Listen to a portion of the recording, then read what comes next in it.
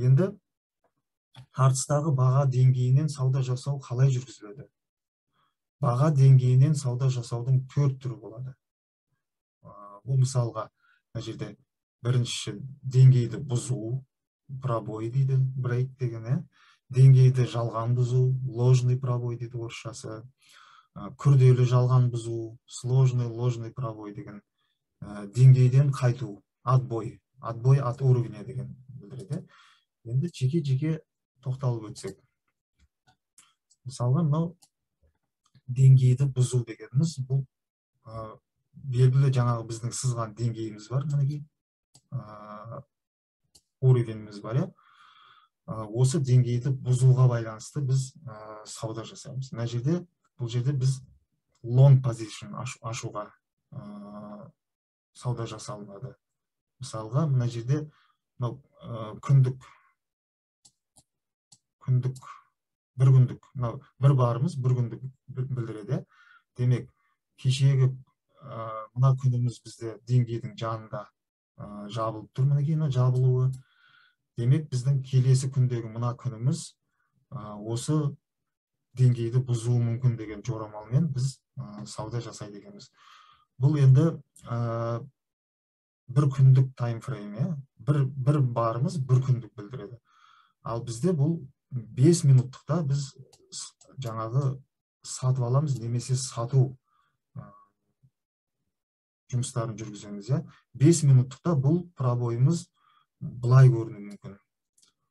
Бірақ күндік бар болған екен, бұл бір бар болады. Ал 5 минуттық барымыз, уже сол күннің ішіндегі 5 минуттық барда, мына жерде ашылды ғой, мына ашылу нүктесі мына жерде болады, мысалға, болуы мүмкін. Және де ашылғаннан кейін осы жерде консолидация дейді, жүруі мүмкін, өзіне энергия, күш жинап. Демек, деңгейді бұзғаннан кейін бір тесттен осы жерден деңгейдің бағасынан, мысалы $10 бола ма, осы $10 сатып алып, ары қарай уже белгілі бір өзіңіздің стратегияға байланысты табыс көзіне жеткеннен кейін сатып жіберу керек болады. Мына жерде бай болса, бай деген сатып алу, белгілі бір табыс көзіне жеткеннен кейін сатып жібересіз. Немесе енді рынокқа байланысты әртүрлі жүру мүмкін. Мына жерден ашылып, сразу кетіп қалу мүмкін жоғарыға қарай. Бұл жерден, мына жерден сатып алу, тура деңгейдің тұсынан да сатып алуға болады, немесе кішкене люфтімен, 1-2 цент, 4 центке дейін жоғары бағадан сатып алып, оға да болады деген сөз. Немесе бұл ашылғаннан кейін бұзып өтіп, мына жерде күш жинап жүруі мүмкін деген сияқты.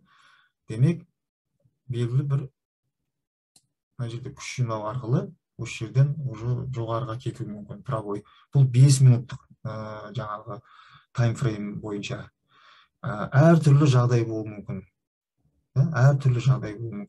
Немесе мынандай да болуы мүмкін 5 минуттықта. Мына жерде ашылды,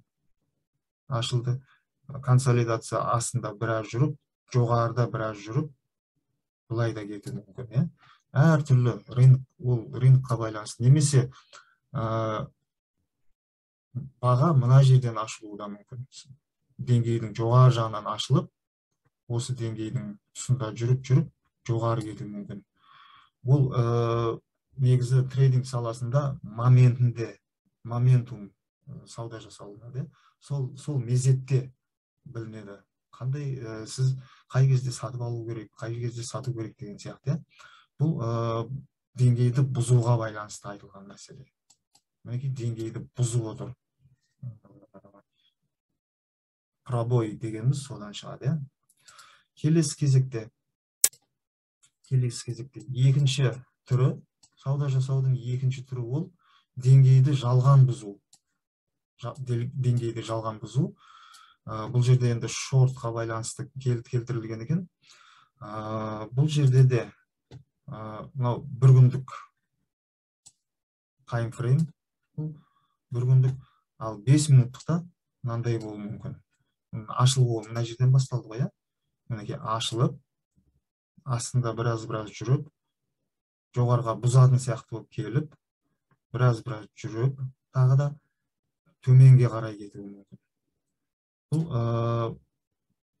бұзалмады. Сол себепті бұл деңгейді жалған бұзу. Мына жерден ложный пробой дегеніміз көрініп тұр, мінекей,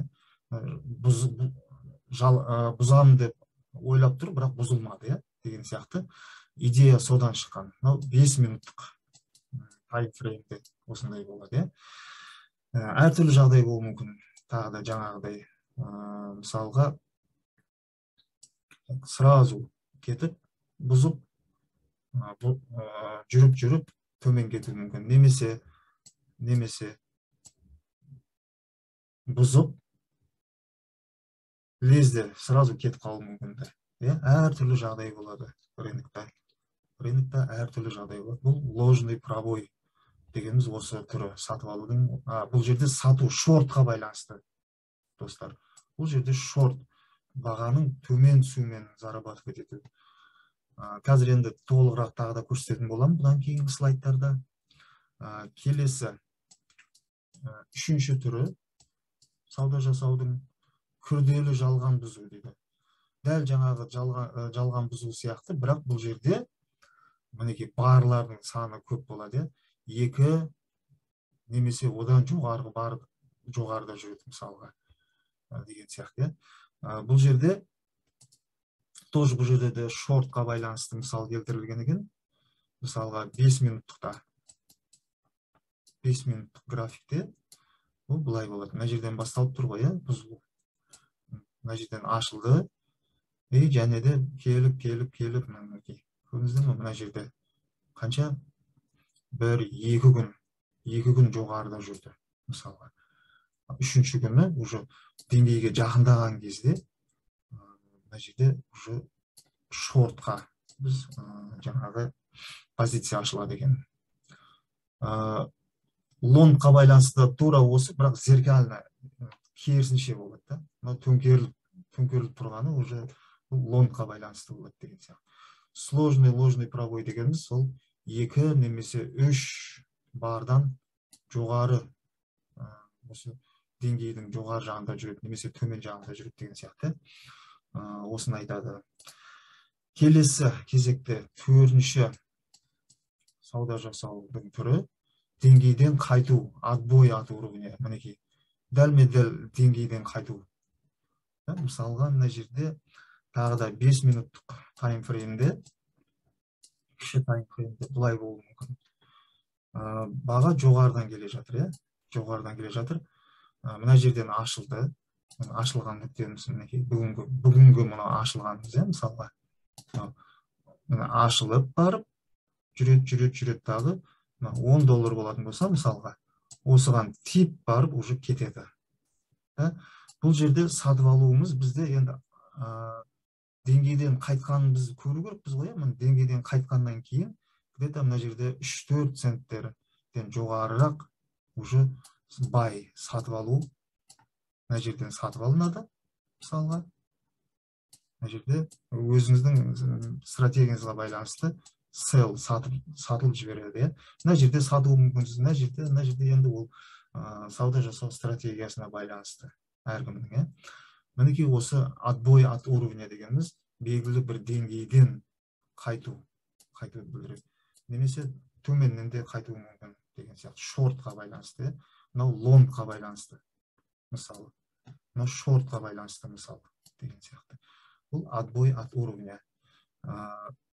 Дәлме-дәл мынау неден деңгейден қашады, артқа қарай қашады десек те болады. Осы жерде, мына жерде шортқа отырып, жаңағы sell дейді, шорт позициясын ашылады мына жерде. Мына жерде long позициясы ашылады. Мысалда көрсетіп кеттім. Мінекей, достар, сауда жасаудың тек қана 4-ақ түрі бар. Осы 4 түрін жақсылап меңгеріп алсаңыздар, ешқандай қиындығы жоқ.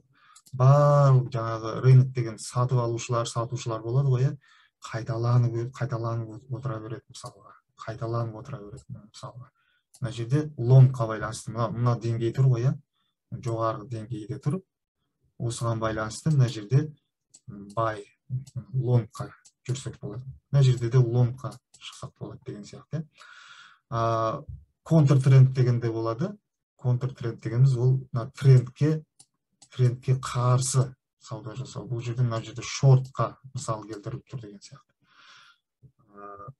Немесе контртренд бағаның түсіп келе жатқан кезінде де болады. Мысалы контртренд дегеніміз негізі жалпы баға түсіп келе жатыр ғой. Ал контртрендте ол жаңағы трендке қарсы мына жерде бай. Енді ол тез сатып алып, тез сатып шығып кету керек деген сияқты. Жылдамдық керек. Бұл жерде де контртрендпен де сауда жасауға болады.